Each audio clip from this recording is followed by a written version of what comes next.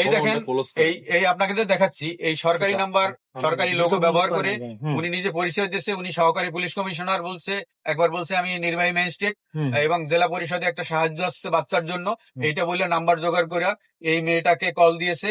এবং মেয়েটাকে এমন এমন কুৎসিত প্রশ্ন করছে যে লেখছে একটা, মানে আমি খারাপ ভাষাই বলি, যে একটা শারীরিক সম্পর্ক শুরু থেকে শেষ পর্যন্ত কিভাবে কি করে, এই ধরনের কোশ্চেন এই লোকটা করেছে এবং তার ভয়েস দিয়েছে। সেই ভয়েস গুলো উনি রেকর্ড করে আমাকে পাঠানোর পরে আমি যখন তাকে কল করি, তখন সে আমাকেও, মানে আমার 14 গোষ্ঠী তো উদ্ধার করছে, এরপরে আমার হুমকি দামকি, ডিসি অফিসের সামনে পাইলে মেরে ফেলবে। এই দেখেন, এই তার নাম্বার, এই এই সরকারি লোগো। হ্যাঁ, এই লোক। আপনি একজন উকিল হয়ে একজন ডিসি যে আপনাকে হুমকি দেয়, একজন উকিলের কি কিছু করা আছে? আমি বিজ্ঞ ম্যাজিস্ট্রেটের কাছে, বিজ্ঞ আদালতের কাছে গিয়েছি গতকাল, এবং এই নাম্বার দিয়েছি, এবং উনি এই নাম্বার ট্রু কলারে চেক করে দেখেছে যে লেখা হচ্ছে এডিএম। হ্যাঁ, তা এডিএম বলতে তো ডিসি অফিসের। এখন যেহেতু এটা এই নামে কোনো এডিএম এ কেউ নাই, এডিএম এখানে নাই, আর সেক্ষেত্রে যাচাই করা হয়েছে এটা টোটালি একটা ফেক, এবং উনি অ্যাপস দিয়েও কল দেয়। আচ্ছা, একজন ফেক মানুষ যদি ফেক নাম্বার দিয়ে কল দেয়, তার জন্য কি মামলা হতে পারে? এখন এটার অনেক বিষয় আছে, কারণ বাংলাদেশে দেখবেন অ্যাপস দিয়ে কল দিয়ে অনেক ক্রাইম ঘটতেছে।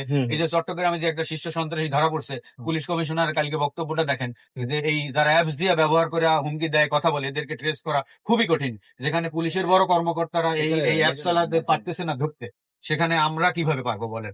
তথ্য প্রযুক্তি যাদের কাছে আছে, যাদের কাছে তথ্য প্রযুক্তি আছে, তারাই পারে না সন্ত্রাসী ধরতে অ্যাপস এর মাধ্যমে। সেক্ষেত্রে আমাদের তো সম্ভব না। আপনারা দেখেন কিভাবে সরকারি লোগো ব্যবহার করে এভাবে হুমকি দামকি আমার, এবং ভয়েস গুলো আছে। আপনি কি পদক্ষেপ নিয়েছেন এইটার বিষয় একটু এটা বলবেন? আমি বিজ্ঞ ম্যাজিস্ট্রেটকে আমি বলেছি, অবহিত করেছি, উনি দেখবে বলছে। এবং তার এখন পর্যন্ত আমি জিডি বা কোনো কিছু করিনি। যখন দেখলাম যে একটা ফ্রড, অরিজিনাল কেউ না, তখন আবার দেখি কি করা যায়, আমি পদক্ষেপ নেব। আপনি কি মানে এইটা নিয়ে ভয় পাচ্ছেন কি না? যেহেতু আপনাকেও হুমকি দিচ্ছে, আপনি একজন উকিল মানুষ হয়ে আপনাকে হুমকি দিচ্ছে, সেখানে তার বাবা মা তো কিছুই না। আসলে আমরা যে পেশায় আছি, এই পেশায় ভয় পাইলে তো চলবে না। না, ওই মুখে হাত দিলে এটা আমি দিতে পারবো না, ভাইলেশন। উনি কথা বলতে হাত সরান, ভাইলেশন চলে আসে।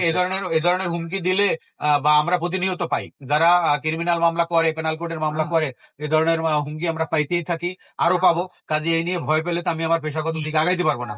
সেক্ষেত্রে দেখা যাক কি হয়, উনি কত দূর আগাতে পারে, আমি কত দূর পাই, এটাই বিষয়। আমরা ভয় পাচ্ছি না। মূল বিষয়টা হলো যে ও বা শিশু বাচ্চা, ওর বাচ্চা, ওর ফ্যামিলি, পুরো ফ্যামিলিটাকে নিয়ে আমরা ভয় পাচ্ছি, যে ভাই হুমকি দামকি আসছে এবং উঠাই নিয়ে যাবে, তুলে নিয়ে যাবে ওদের বাবা মাকে, এগুলোই বিষয়, আর কিছু না। এই যে অপরিচিত নাম্বার দিয়ে ভাই ডিসি আপনাদেরকে হুমকি দিচ্ছে, নাম্বারটা কি আপনি উকিলকে দিয়েছেন?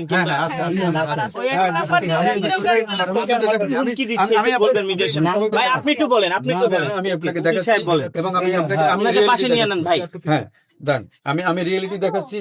ফ্যানটা সারেন, নইলে ও বাচ্চাটাকে কষ্ট পাচ্ছে। ফ্যানটা সারেন, আপনি একটু বসে বলেন ভাই, সবাই নিব একটু বসে বলেন এই জিনিসটাই। আপনি তো এটা বলেন নাই, আপনি বসে বলেন। আমি বলছি আগে, আপনারা ছিলেন না। হ্যাঁ, আপনি বলেন, এখানে তো অনেক মিডিয়াই ছিল না, আপনি একটু বসে বলেন।